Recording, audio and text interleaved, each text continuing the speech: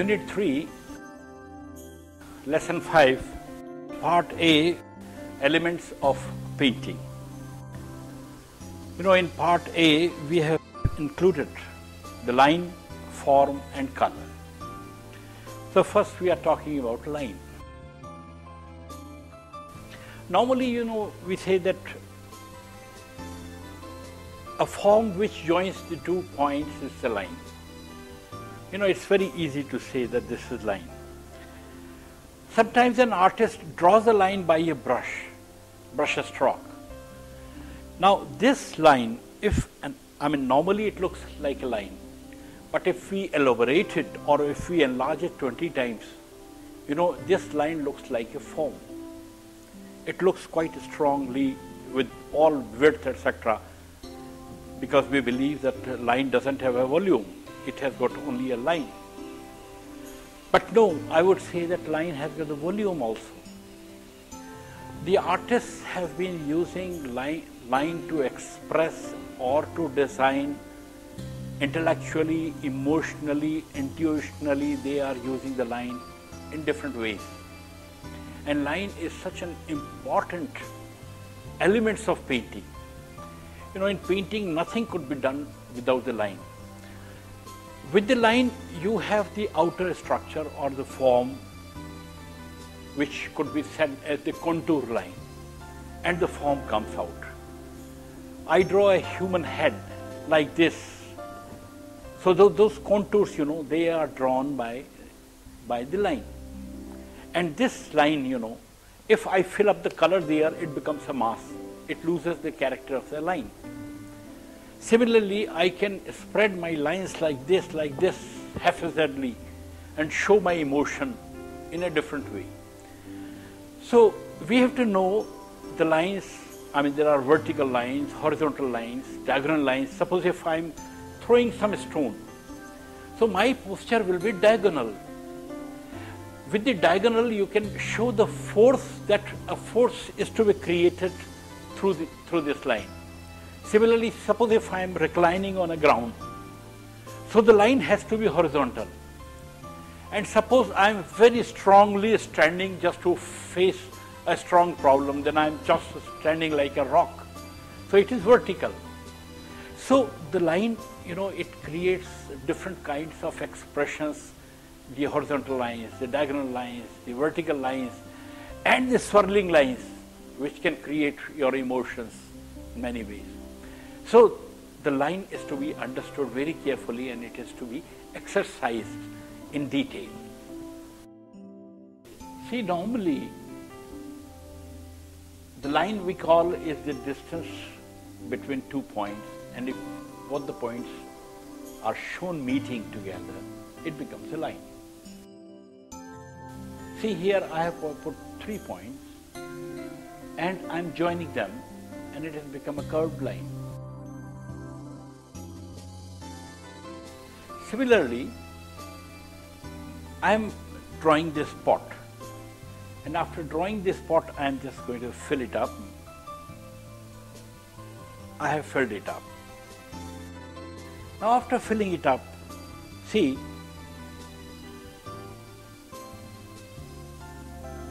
this is a solid mass like this, and I have filled it up like this.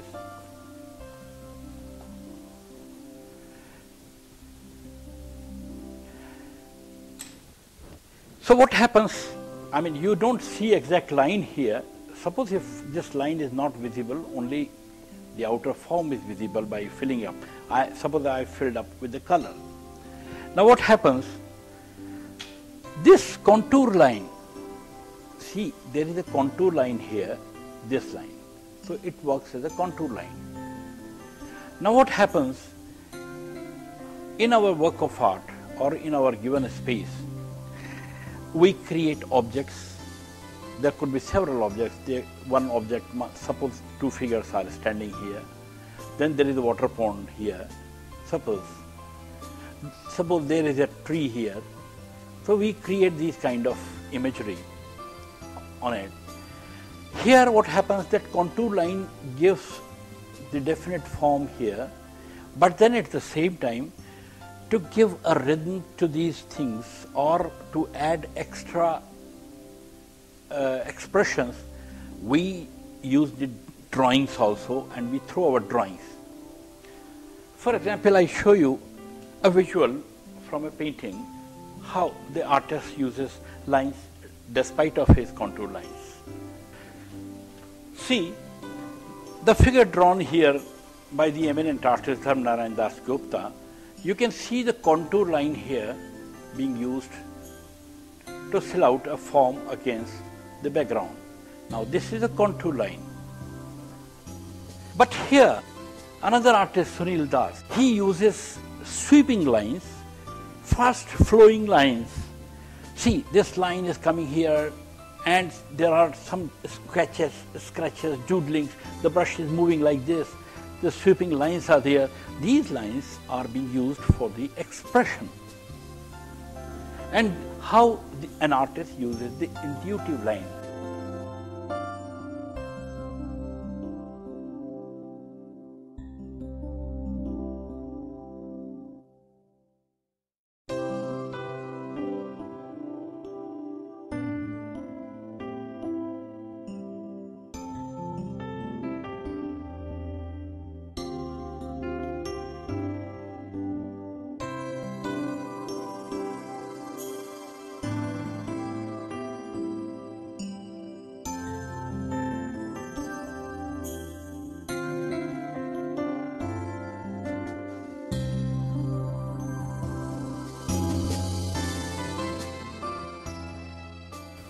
Now see, this could be an example of mechanical lines.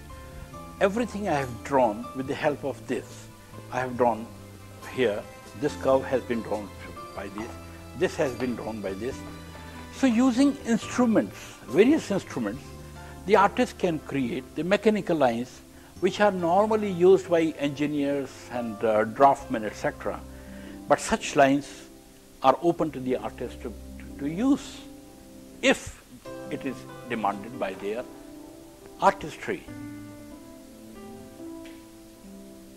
Here also, look, the artist has used even the mechanical lines here, the mechanical lines, by using a ruler. He has even drawn such big lines. This is quite a big canvas of 4 feet by 3 feet. It shows here 170 centimeter into 152 centimeter. It's a big work. And the artist is delineating or he is rendering the lines by instruments. Whereas at the same time he is using the lines here to create the movement everywhere in the background. So how the lines could be mechanically used, how the lines could be intuitionally used.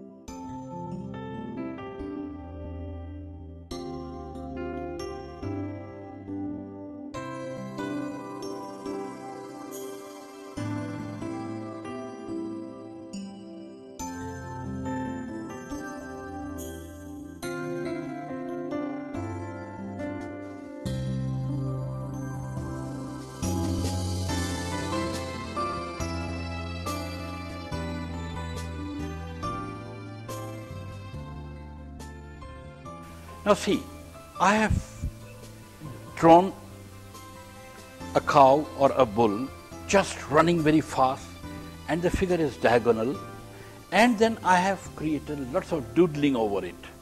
Now just to show the force that how this bull with entire figure is crossing facing the world. So that could be also an expression by the artist. So how artist uses intuitional lines. Here the artist uses decorative lines. The lines help in decoration. See, all foliages have been utilized, they have been delineated with the decorative lines. Similarly, even in our miniature paintings, the artists have. Look at this painting. Here, despite of the contour lines of the figures, the artist has used for the drapery the very decorative works. Even in the trees, everything is very decorative. You see, everything is bound with the design, with the ornate designs everywhere. So this is how the artist uses line mechanically, the way I showed it in Sunil Das' painting. The artist can use intuitive lines, which I have shown even in Sunil Das' painting. Artists can use decorative lines, as I showed in these miniatures, and even in this painting you can watch. Look at these palm leaves, which have been so decoratively used by Manoj Mitra.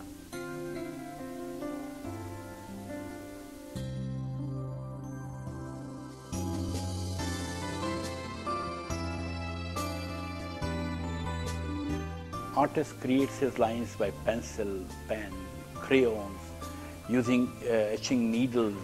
Sometimes we use pastels. So there are varied mediums through which we create the lines.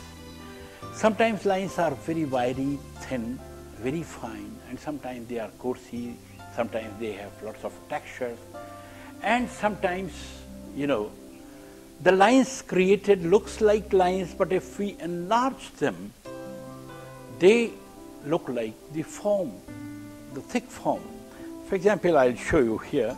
Look, this line has been created by a brush, giving a stroke. But if we enlarge the same line,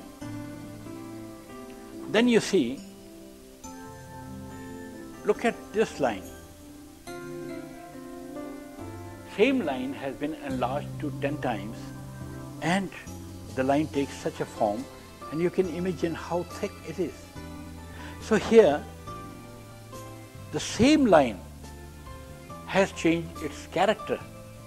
Instead of a thin line, it has become a voluminous line, or it has become a foam. So that is all possible. That's why, you know, we call the arts as plastic arts. So I hope you understand about the line.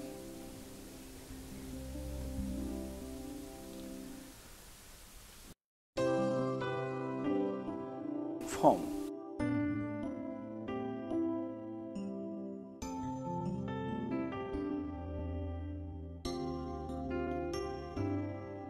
Next element is form. Form is the totality of a work of art.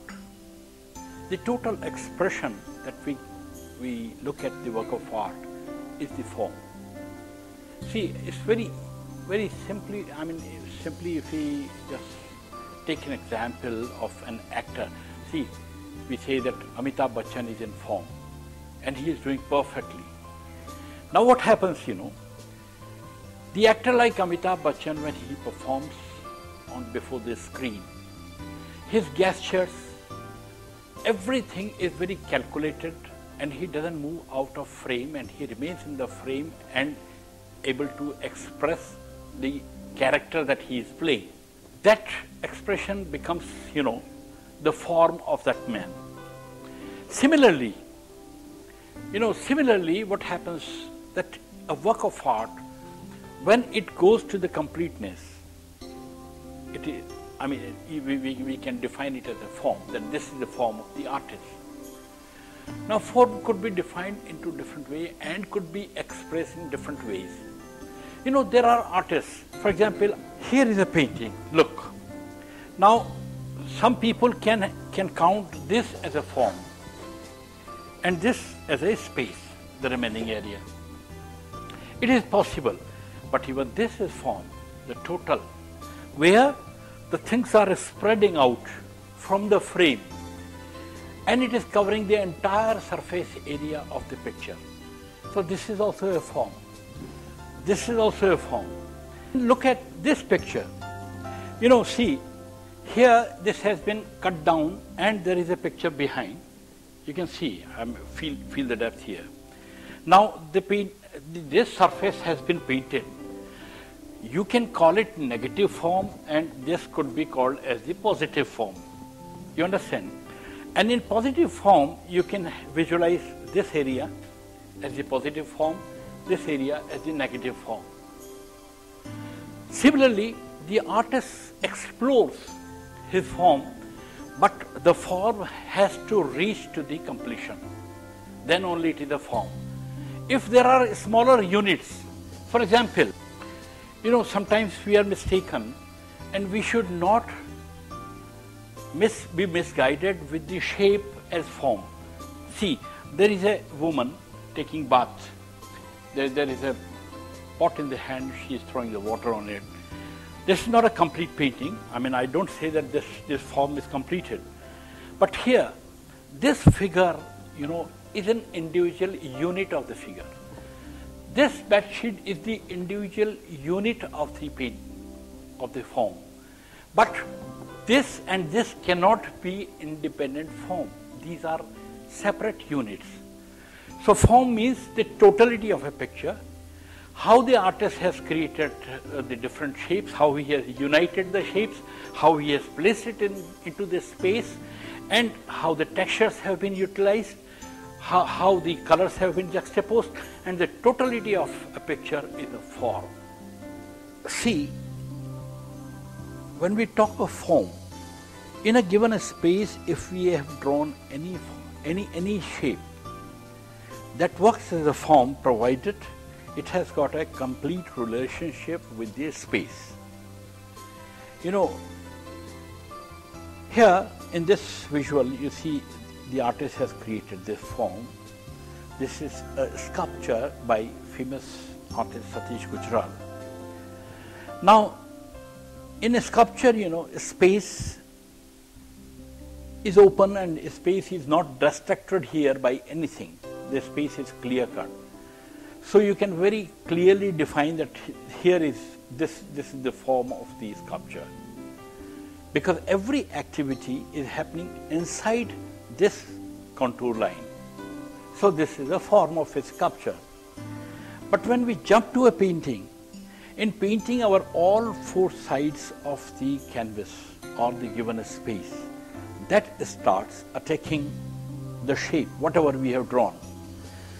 Had it been a painting instead of a sculpture, then you see these areas would have been very negative space.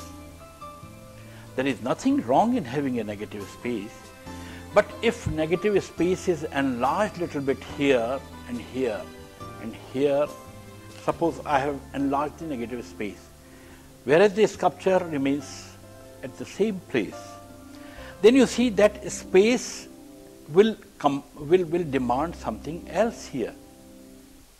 That happens in painting, that you have to take care of all four sides, how the forces are working against it. Suppose this curve is there, then this corner demands something here and there has to be something here if had it been a painting. This is a sculpture with a space, but I am talking in relation to a painting. We jump to a painting by the same artist, Satish Gujral here. Here the artist has created this shape which is working as a form here.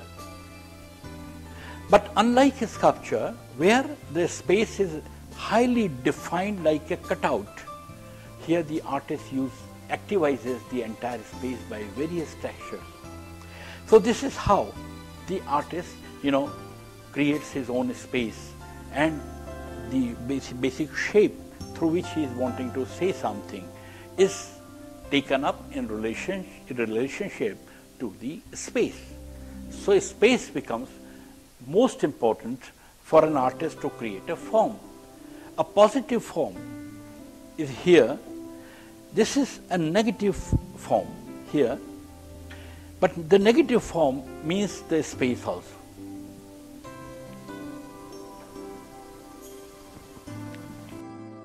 The same thing could be repeated here. Look at these two sculptures in an open space. Now here, if a space is moving little bit, then the space demands something. Similarly, if you jump to this painting, look at this painting where the artist has bound his form in this area. Now this is this has become his main form, but the left out space has been given lots of textures, and here even he has changed the tone here, so that it does not look like a cutout. So people should not misunderstand that the form is a kind of cutout and it is against the space.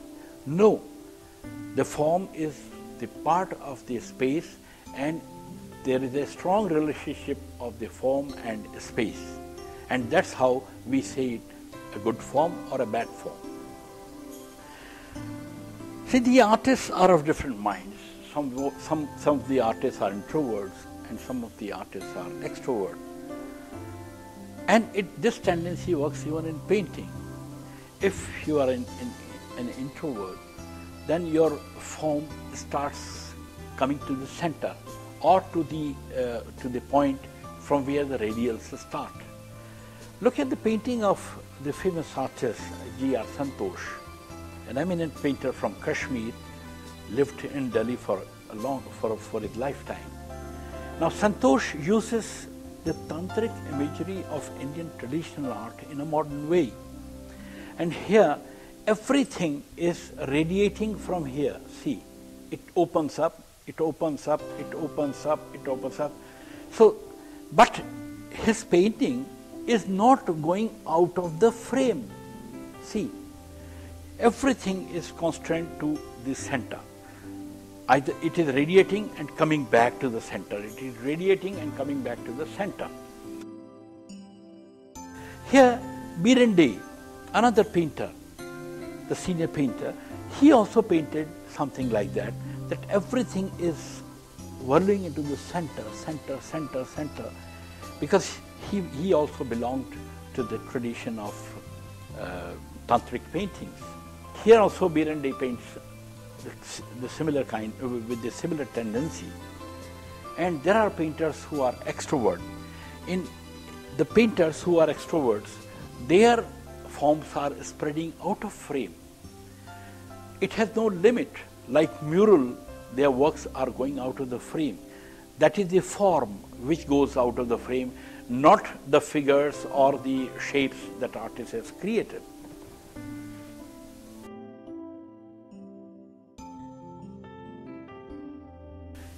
Now, here is an example of extrovert form.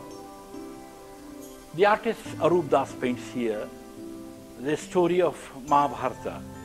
You can see Gandhari here, Dhritarashtra at the back, and Draupadi's Chirharan has been painted here, and Pandavas have been painted here. Now, the story is dynamic, pathetic. So the artist has left very little space where no imagery has been done. Just look here, this much space he has left, only this much. Otherwise, he creates the crowd everywhere so that lots of happening is around. Whatever, the depth he creates through silhouetting the figures with little bit darkness here. So this is the form which is going out of the frame here, here, here, here, here, here, and with the sticks, he has created this space. So how the artist uses the extrovert form, where it seems as if the entire picture is going out of the frame. Another interesting example is here by K.G. Subramaniam. K.G. Subramaniam's work is divided in compartments in measure. He has a tendency to narrate the stories through the compartments wherefrom the figures, human figures, animals, and other imagery are protruding out. Now here, see, he has done lots of stories here. Durga is there, and some animals are there, the tiger is there, and there is a man and women behavior is there, and ladies are there, the animals, monkeys and everything, and the sunflower is there. Lots of things are there. But see, everything is not coming out, but it looks as if the story will continue even after this frame. As the story will continue after this frame, everywhere. So these are the kind of extrovert forms. Color. The next element is color. See, color is not an entity. How do we see color? You know, color is visible only because of light. If in this room I just dark it, I put off all the lights and nothing is visible. And then you may put all bright colors, red, yellow, blues, nothing will be visible. How do we see the color? It is the sun rays, sunlight. When the light falls on the particular surface or area where the color pigment is applied, that particular pigment has got a quality to absorb a few rays of the light, and it reflects a few wavelengths or the rays. And that's how we see that particular color. It's a scientific term, way of saying. But as artists, you know, the color is very important phenomena for us. How do we deal with it? Now see, we talk of kinds of colors. You know, we have talked of the properties of color, but we have to understand the physics of color. You know, mainly there are three primary colors: red, blue and yellow. We all understand.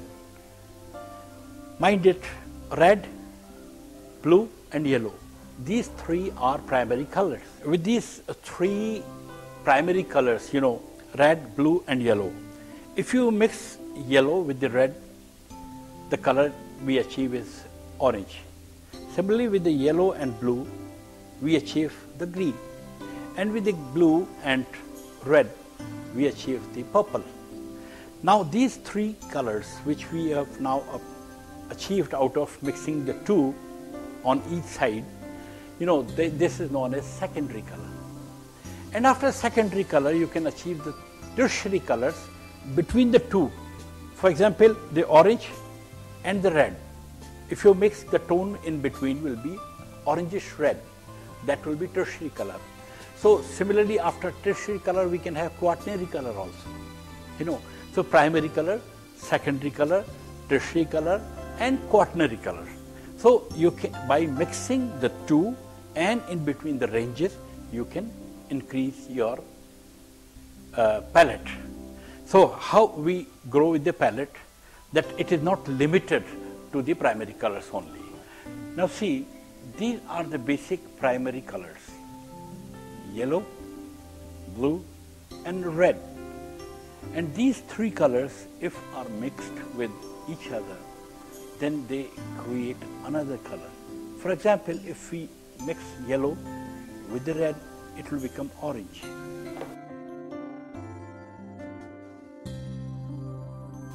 If we mix blue with the red, it will become purple here. And if we mix yellow with the blue, it becomes green here. Okay? See, I have blended blue and yellow and it has become green. Here I have mixed red with yellow and it has become orange. And while mixing red with blue, it has become violet or purple. So this is how we achieve a secondary tone. Now see, if similarly I can show you on a color wheel where we can just see that how you can achieve the tertiary color. Now see, yellow, blue, red. Yellow and blue mixed, and then we have achieved green. Yellow and red, we have achieved orange. See, orange. And similarly, we have achieved with red and red and blue, the violet. So violet, orange and green, these three colors become secondary colors. But when we mix, see, when the green color which we have achieved, if we mix it with the yellow, then we achieve a yellow-green. See, this yellow is mixing with the green, and this tone is the tertiary color, this tone is the quaternary color. Here this tone is the quaternary color, this tone is the tertiary color, because this is not pure orange. The orange has been mixed with more yellow, so this tone is different. Similarly here, see, this is violet, but violet is mixed with the blue violet. So it's getting more violet here, and it is more blue here. And this is the fast blue. So you can imagine how an artist, by mixing the tones, the primary colors, he can achieve secondary tones, tertiary tones, and quaternary tones. Similarly, I mean, the way I have talked about the range of colors, similarly we can have analogous colors. The analogous colors are, I mean, it's just a kind of saturation kind of thing. See, I use black. With the black I mix little white, little white, little white, little white, little white, and there comes a range. So it's right from the highest saturated pigment to the lightest.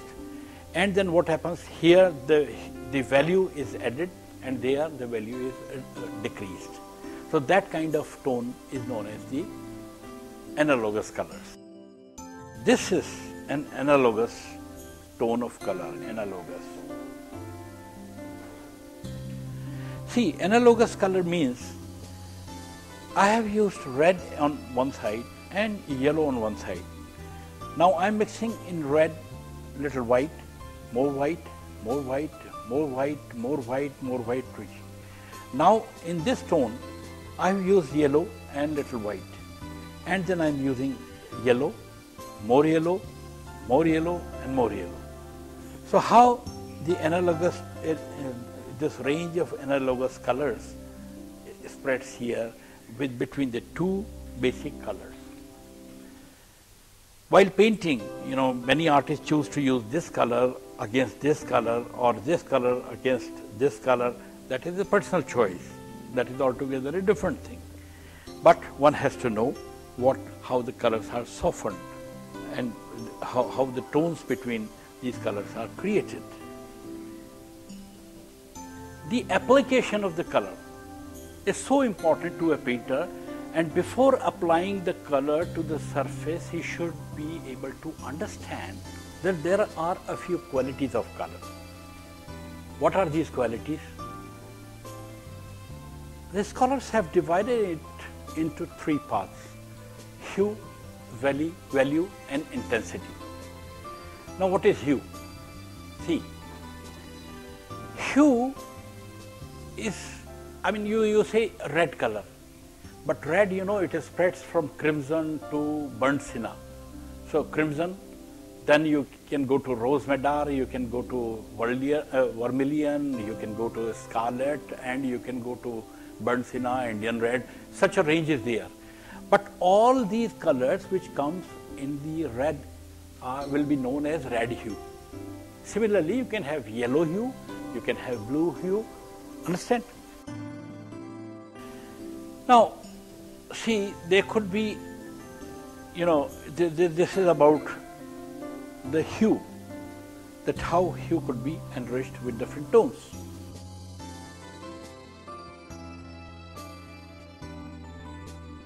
I believe you have understood. Now, see, similarly, after hue, we talk of intensity. The intensity means intensity or chroma, that is the saturation of the color. See, in color, as I said earlier, that color is visible because of light.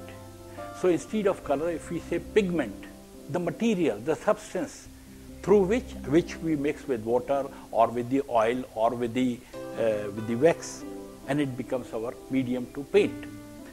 Now this pigment if it is highly saturated, see, I have picked up the pigment, the red pigment, very thick in my brush, then it will be very strong there. But if I mix the water or linseed oil or turpentine or something, the solvent, then it spreads out and it weakens, it goes light. Now you see, if it is much saturated, then if you have more of pigment there, then the saturation is higher. And if less of pigment is there, the saturation is lesser. So that is the intensity or chroma. Understand? See, in saturation, you can see here the violet color and you can see the green color here. Now, there are tones between the green and the purple, the rose madder color, or you can see nearly violet color, and tone is getting darker, it's reaching entirely darkness is there. So how the saturation, here the artist has used more of pigment. Here the artist has he uses more of pigment. If he reduces the pigment, then it becomes very light and saturation is reduced. So how the colors gets more saturated with the intensity of the pigment. Now we will be talking of value. You know, you have understood what hue is. Hue means that particular range of that color. We say that this is red, blue, yellow. But in the value, what happens? If you add more of water or more of solvent, you know, it loses its quality. Then if you increase, if you add more white to it, the light is more added, and there the value is added. And if you add darker part, black to it, then it loses its hue. The value is increased with the light and decreased with the darkness. That is the value. See how the value has been strengthened and reduced. Value is related to light, and when you create more light, the value is enhanced. When you create more darkness, the value is reduced. So you can enrich the value of the color by mixing white or reduce by mixing black in it. All these kinds of preparation of colors, you know, it adds to our expression when we are doing a painting, when we are composing the various elements into a space. The work of art enriches as much as knowledge we have got about color.